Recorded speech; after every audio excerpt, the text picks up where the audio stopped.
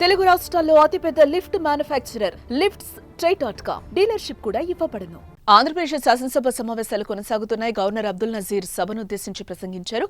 అయితే ఈసారి అసెంబ్లీ సమావేశాలకు హాజరైన వైసీపీ గవర్నర్ ప్రసంగాన్ని అడ్డుకుని వాకౌట్ చేశారు.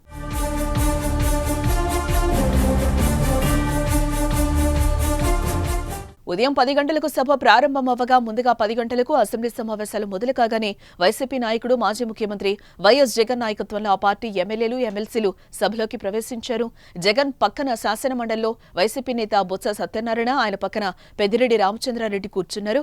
గవర్నర్ అబ్దుల్ నజీర్ ఉభయ సభను ఉద్దేశించి ప్రసంగం ప్రారంభించిన వెంటనే వైసీపీ ఎమ్మెల్యేలు ఎమ్మెల్సీలు పెద్ద ఎత్తున నిరసన వ్యక్తం చేశారు. ప్రతిపక్షాన్ని గుర్తించాలని నినదించారు.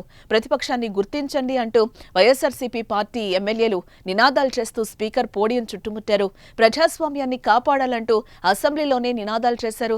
ప్రజల గొంతుకు వినిపించాలంటే ప్రతిపక్ష హోదా ఇవ్వాలని పట్టుబట్టి ఆందోళన చేపట్టారు. వైసీపీ ఎమ్మెల్యేల నినాదాల మధ్యనే గవర్నర్ ప్రసంగం అయితే కొనసాగింది. అనంతరం గవర్నర్ ప్రసంగం పూర్తి కాకుండానే జగన్తో పాటు వైసీపీ సభ్యులు సభ నుంచి వాకౌట్ చేసేశారు.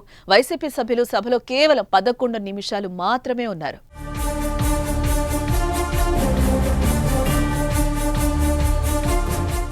ఇక కూటమి ప్రభుత్వం ఏర్పడిన తర్వాత ఎమ్మెల్యేల ప్రమాణ స్వీకారం తొలి సమావేశంలో గవర్నర్ ప్రసంగం రోజున జగన్ తో పాటుగా వైసీపీ ఎమ్మెల్యేలు సభకు హాజరయ్యారు. ఆ తర్వాత సమావేశాలకు దూరంగా ఉన్నారు. సభలో కూటమి పార్టీలు కాకుండా ఇతర పక్షంగా తమ పార్టీ మాత్రమే ఉందని, తమకు ప్రతిపక్ష హోదా ఇవ్వాలని జగన్ డిమాండ్ చేస్తున్నారు.